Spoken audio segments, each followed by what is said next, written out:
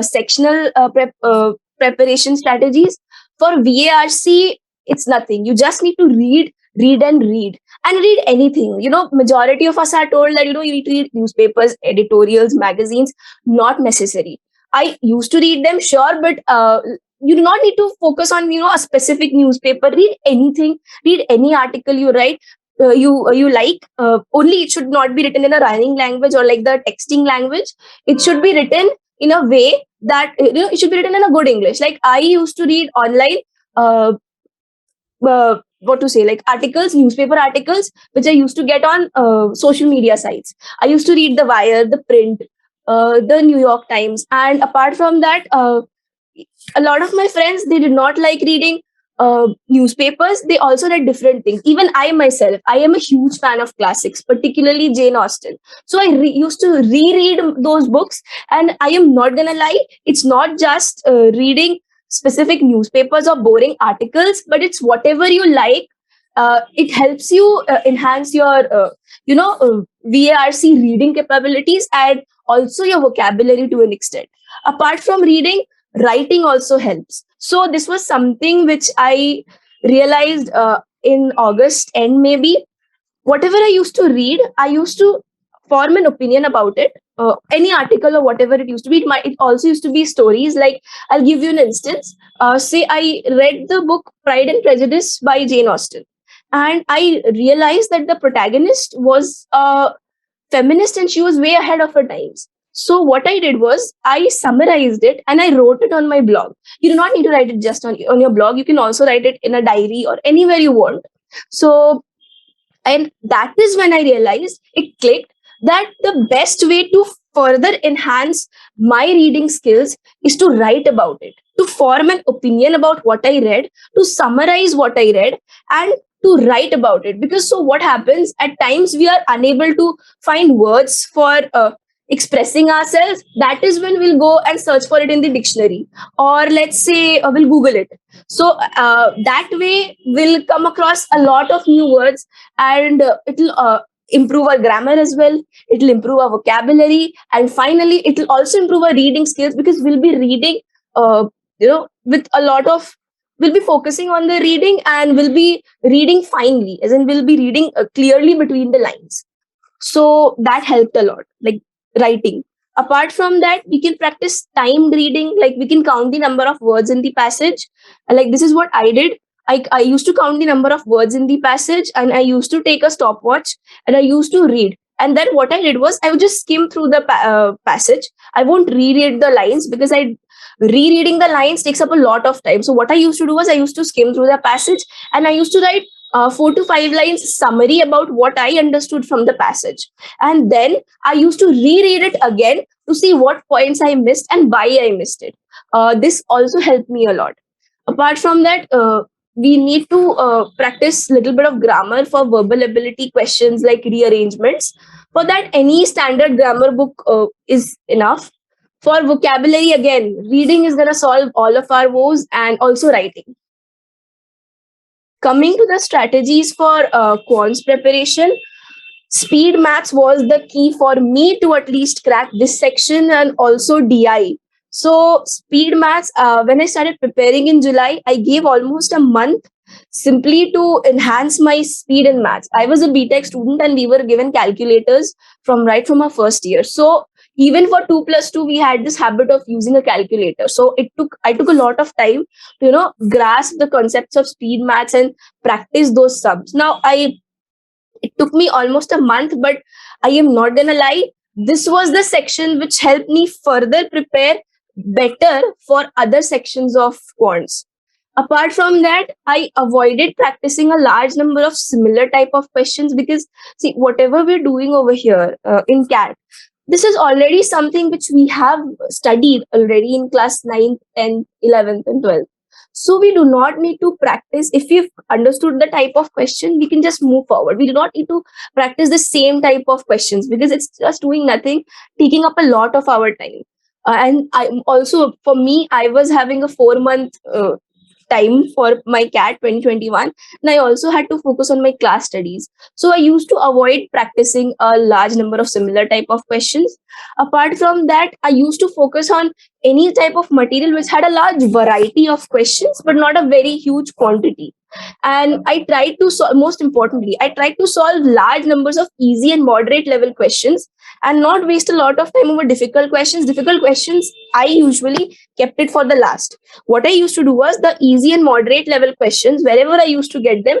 I still remember I had my class fifth and sixth books. I even used to search for them for easy and moderate questions, and I used to solve them because I knew that this is going to be enough for at least clearing the cutoffs. And after that, when I used to have time, I used to move over to the difficult questions. And again, I preferred not dwelling over them because it would take up a lot of my time. And mostly after solving the moderate level questions, we're done with 60% of the section. Uh, let's say 25 questions are there. Will be easily be able to solve around 15 to 18 questions. So I knew that if even if I'm able to solve accurately 15 to 18 questions, it will give me a fair enough percentile. Apart from that, some of the major areas which helped me maximize my score in quants was profit and loss, time and work, as well as time and distance. And also, this is a chapter which I don't think like my fellow mates practiced a lot, but I observed this. I gave a lot of management entrance exams, and in all of these entrance exams, I saw one question or two questions from this chapter, which always used to be of very easy level. But I'll be honest with you, when I was preparing for quants, I always focused on profit and loss, time and distance, and even probably permutation and combination, but I never focused on this chapter. But when I encountered the questions, I realized that the question from this chapter was like brownie points, and the chapter, you won't believe, it was functions. It really helped me, get one question for free, like as brownie point in each and every of like entrance exam which I encountered in the past 2 months. Apart from that, if I talk about my DILR preparation in data interpretation, so this section will again will be a savior if we practice speed maths. And this section will not need much, only practice and practicing, mocks, either sectional mocks or full length tests. And apart from that, speed maths is gonna be enough for this section. But for logical reasoning, we need to attempt and encounter a large number of different types of questions. So for that, we can refer to previous papers, study materials, etc. Now, because see what happens is in logical reasoning, the questions can be of any type. They can mix up data interpretation in the LR section, or they can mix up, they can give you any type of questions. Like the element of surprise is very much.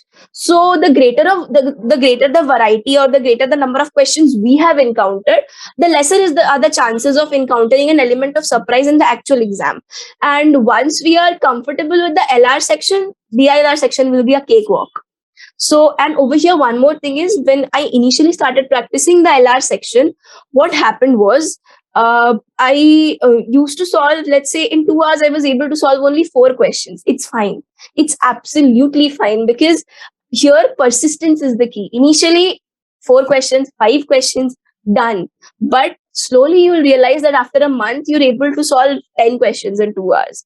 And that is what is the key. You need to continue, and you need to keep solving those questions. Apart from that, solving together in groups helps during the initial phase of preparation. So initially, when I used to solve these questions, they used to boggle my mind a lot. So what I used to do was, I used to make my mother sit with me, since I did not have anyone, and it was like a lockdown period for me. So I used to sit with my mother, and she used to help me. She just used to, help me whenever I was missing a clue. She used to help me, and it helped me a lot during the initial phases of my preparation. So, when we're practicing initially, solving with someone in groups, it's encouraging and it helps a lot. but subsequently you'll have to, just practice solving it alone, because ultimately on the D day we will be alone and we'll have to solve it by ourselves. Apart from that, one more thing which I experienced, at least for the logical reasoning section, was that we should avoid looking at the solutions. Once we look at so what happens is, logical reasoning, it is not necessary that the approach we are following for solving a question will be similar to the approach the person who's given the question will be. The person's approach might be different than ours. So in that in that case, so what happens is, let's say my approach of solving a question is different, but the question gets solved, right, and in a specific amount of time. So what happens is, I'll try and solve more and more questions by the same approach.